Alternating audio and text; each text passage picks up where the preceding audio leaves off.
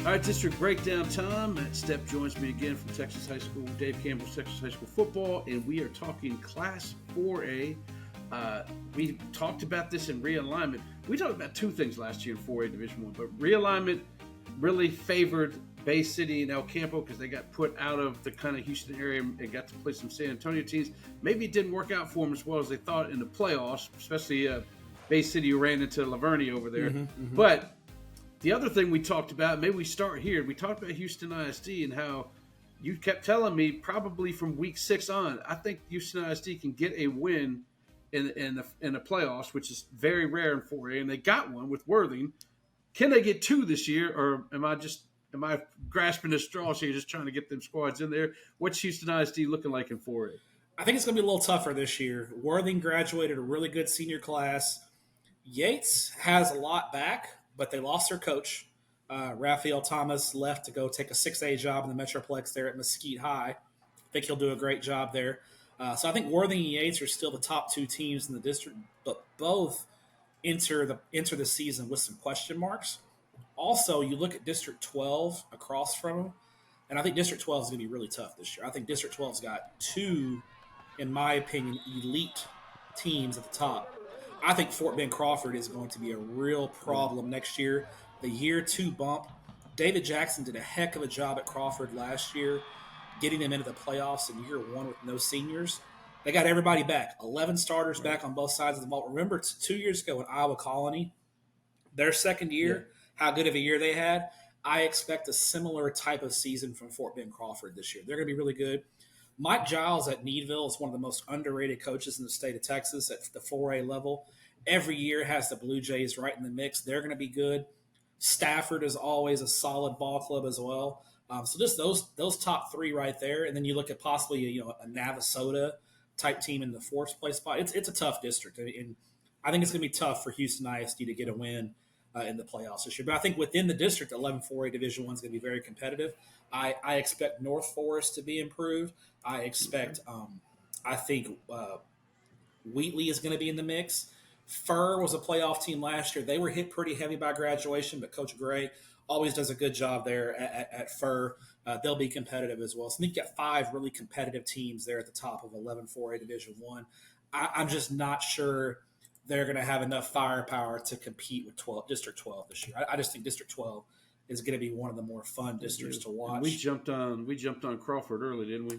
I was on the Crawford shirts, hats. Yeah, I was on the Crawford bandwagon pretty early. I think they're probably. I think the champion of District 11 will have a shot. I think Navasota is probably the 4th seed. It's going to be tough. Navasota handled Yates pretty easily in the first round last year, and I feel like it's going to be tough again this year. So, what do you think about those teams out in Region 4, the Bay Cities, the El Campos?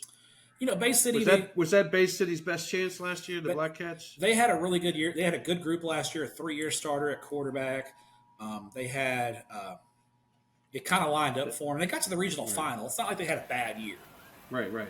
But I think they felt like they left at least one game on the table. I think they felt like they should have handled Lavernia in that rematch. But, it's tough to beat a team twice in 1 year, and Lavernia was playing good football, so credit to them. I think Bay City's still the favorite in District 15. I think they're a 3-round playoff team, probably 2 to 3-round playoff team. I'm not sure getting to 4th round or beyond is going to be in the cards this year for Bay City. They have a lot of questions, especially at the skill positions on offense. Yeah, somebody have to step up there. What about the Ricebirds, or maybe even Huffman Hargrave back on the Houston side, Region 3 side? So I think El Campo, for me, I think they're going to be. They got to stay healthy. They struggled in close games last year as well, but I think they've got some pieces. I'm just kind of waiting for Coach Reeve to kind of put it together there at El Campo. They've got the pieces. I think they just haven't had that real signature type win, and maybe it's the Bay City game this year. It's a huge rivalry. El Campo always gets up for that game. Maybe if they can get that win, that can kind of propel them on to greater heights. Region 4 is pretty tough, though, this year in Division 1. I think Cal Allen down at Corpus Christi is going to be better. Davenport and San Antonio is always tough. Austin LBJ is always tough. So Region 4 has some good football teams. So it's going to be tough, I think, for those 2 teams to break through with a deep run. On the other side, Huffman Hargrave with Nolan Cook coming back, the do-it-all quarterback there for the Falcons. He's a stud. The key for Huffman, you got to finish first in district. You have got to win the district. Anything less is going to be really tough because those East Texas teams are just so tough to beat in the playoffs. I mean, last year Huffman finished second, and they had to play Tyler Chapel Hill in the first round, and Chapel Hill, they agree to flip home and home. Chapel Hill goes to Huffman and beats Huffman. That just shows you just how tough that District 9 4A Division I really is. So Huffman's got to finish first. They bring back 8 on both sides of the ball, so I think they can do it. But Little Cypress Mauriceville is going to be solid. Bridge City is going to be solid. It's a good district. But I do think Huffman with Nolan Cook has a difference maker, so I think they can get the number 1 seed. And I think if you get the number 1 seed, you got a shot to get out of the first round of the playoffs. Yeah.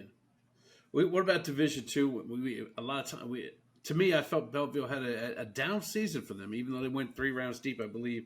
It's just when you have a guy of DJ Sanders' caliber, and then you have that confusing running slot T baby type deal. Yeah, that was slot T deal that got him to the finals the year before.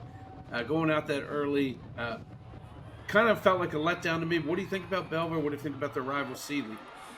Belleville, I think they had some injuries last year. A lot of their big names have graduated. Belleville's going to have a really good offensive line. I think you're not going to see Belleville break off the 60 to 70-yard runs. They're going to be a lot more of a 3 yards and a cloud of dust team.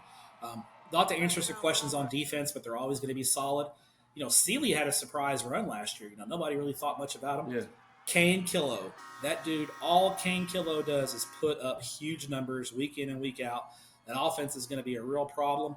I think Sealy is going to be really good. In fact, right now, if I had to pick, I would give Sealy the edge over Belleville today. Okay. Early April, I'm giving Sealy the edge over Belleville at the moment.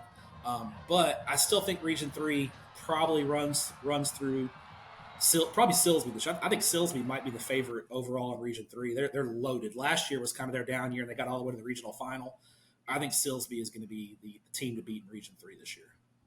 Well, I tell you what, Step, since you're new to the district breakdowns, what you don't realize is that people grab this and they bring it back around in November. Oh, disrespect and forget the fact that you said this in April. Yeah, it's they're going to be coming at you season, if Belleville beats Sealy. We're going to hear a lot of Belleville fans talking to you, and that's totally fine. But just clip the ones we get right too. Just clip if we're right, clip those too. That's all I ask. You can call me out when I'm wrong. Just give me a shout out when I'm right. Exactly. Give them an old pat on the back. Yeah. Anybody else in Division II that you're looking at in the area? Anybody out of 10-4A? I love Hampshire Finette always. Coach Mark Wagner does a great job there. They graduated heavy. They got a guy, Pierce Pirtle, do-it-all guy. He's a stud. Hampshire Finette's still going to be a solid ball club as well. So always keep an eye on Hampshire Finette. But I think really in Division II, those are your 3 kind of name teams that have a chance to win some playoff games: Sealy, Belleville, and Hampshire Finette. All right. Perfect. All right, next week we're diving into specific districts as we go into 5A. There's not a ton of 5A Houston area districts. There's probably, 5 of them out of Division 1 and 2, but we're diving into them next week. Hey, 5A Division 2. You ready? 5A Division 2. Houston has one of the best districts in the state, though. The guy knows how to do teasers. He ain't going to tell you who it is. You'll find out next week. My man. There you go. Teasing him. All right, brother. We'll talk to you.